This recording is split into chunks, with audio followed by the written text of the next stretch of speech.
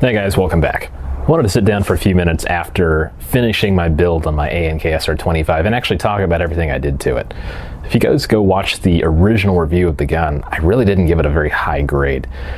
There were just enough issues with it and a lot of things I was very unhappy with. But I bought the gun because I liked the design, I liked the feel of it, and I knew I could do a lot to it. So the base gun didn't really matter a whole lot to me. It was more the result of all the upgrading and tuning I'd eventually do to it. So this is essentially the culmination of what I was really shooting for.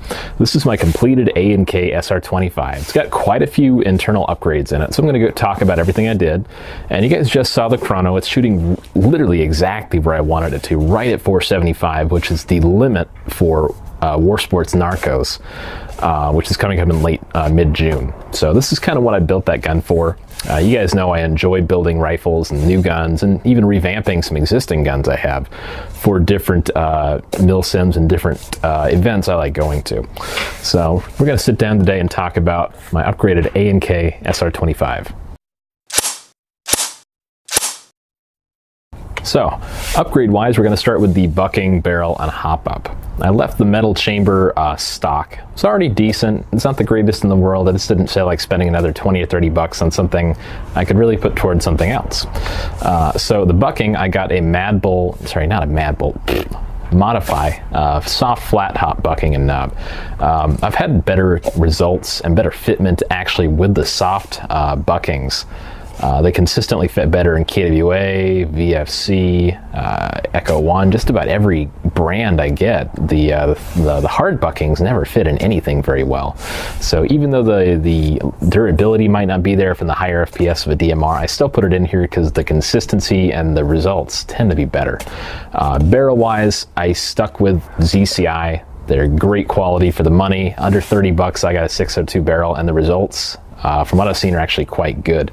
So 602 509mm, I think it was like $25 or something. Got most of my parts on brillarmory.com because I carry a ton of stuff and they're reasonably close. Their shipping is pretty inexpensive and he's fast shipping. So I've been pretty happy with his customer service so far. Gearbox wise, I actually ended up going with a different FET this time because I couldn't get a hold of a Hulk FET very quickly. So I got a Nuke FET, also on Brill Armory. I think they're like $22 or so. Those have been fine. I didn't find it came with enough positive wire, or the orange wire that's included. So I ended up using some of the original low resistance wiring that was in the Gearbox. And of course that's wired to Dean's in the stock here. Gearbox wise, I did quite a decent amount to it. I didn't replace, of course, everything, but quite a bit. 6mm Garter bushings, steel of course. I got that and the bearing spring guide out of a Garter MP5 kit for version 2 Gearbox. Motor wise, I went through a couple of different motors. I originally ordered a ZCI motor from Brill Armory, and those are great. I really like them a lot, but the pinion sounded like garbage. So I ended up going to an Echo One torque motor that I had sitting around, and it sounds actually significantly better. So I've been running that since. And trying to find a pinion that meshed well with the gear set I used, that's a nightmare for any gun. Not just a DMR, but really any tech. And it took a couple of different tries of pinions and motors to get it all right, because I don't always want to have to swap the pinion to motor, so I just tried different motors too. It's a little easier. The gear set was another finicky thing. A buddy of mine actually traded me a Siege Tech SR25 gear set, and those are really well cut, very high quality, quite expensive, like 120, 130 bucks most places I see them. But they sounded awful. The A&K Gearbox really doesn't have a whole lot of room for tuning. And I don't know if it's just not having enough room to shim them well or whatnot, but I wasn't super happy with the way they sounded. So I picked up a set of SHS SR25 gears, and let me tell you, those are like $22 versus over $100 for the Siege Tech gears. Much better deal. They're not going to last as long. SHS, they're great quality, but the durability isn't always there sometimes. But honestly, I'd rather pay 20-something bucks for something that's going to last for 3 or 4 years, probably the length of time I'm going to have the gun, over something that'll last forever and not really need it. So, plus the SHS sounded a heck of a lot better, so I stuck with those. So I went with those. The piston, I'm actually using G&G long type piston for the L85. The G&G pistons, even the stock ones, I've had really good luck with. I've been running the same stock piston in my GR25 for over 4 years now on a 140 and a 150 spring without an issue. So this is the same piston in here, just a long type, and it's working really well. The piston head's kind of a Chinese metal piston head, nothing really special, except it's got kind of a short little air brake on the front. It really doesn't do anything. I just didn't really take the time to hacksaw it off or anything. Cylinder, cylinder head, nozzle, tappet plate, all stock, except I did include a sorbo pad on the back of the cylinder head, so to reduce the vibration that the gearbox takes. Should make it at least a little more durable.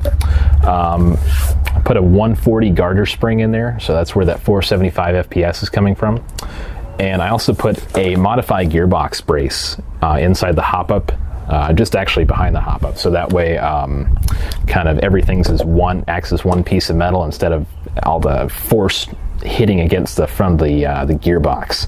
So that should make the gearbox last quite a bit longer. I think that's about everything. I'm probably going to run it on a 7.4. I actually went to Hobbytown USA and had them ordered a fairly inexpensive 7.4 battery. It's like 4,000 milliamp hour. I want to say like 40C or something. It's pretty decent. I should have that coming in any day, and I'm really looking forward to trying it out in this. The sound on this is really good. I've got an 1,800 milliamp hour 7.4 hooked up now.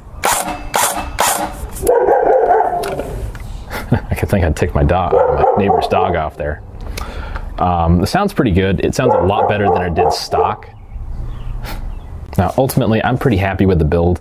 I'm really looking forward to seeing how it performs on the field. I'm probably going to take it out to Forest Fire Airsoft the first Saturday of June and try it out and see how it works. That way, once Narcos comes up a couple weeks later, everything should be working out just fine. So, if you guys want to come out to Forest Fire Airsoft, check this thing out, you're more than welcome to. I'll be out there. I think it's the 3rd or the 4th. I can't remember what date this next Saturday is, but it's 20 bucks to play. We usually get about 30-40 guys out there, and it's a 30-acre field, and it's fantastic. So come on out and check out the Facebook page as well. Also, check out my Facebook page. I'll put a link to that in the description. I've been putting a lot of pictures and cool stuff up there, so check that out as well. Thanks for watching, guys. I'm Prodigy Chief from Kilo 23. I'm hoping to maybe put a range an accuracy test up for this soon. Depends if I have the time, and pretty much the time. Thanks for watching, guys. Take it easy.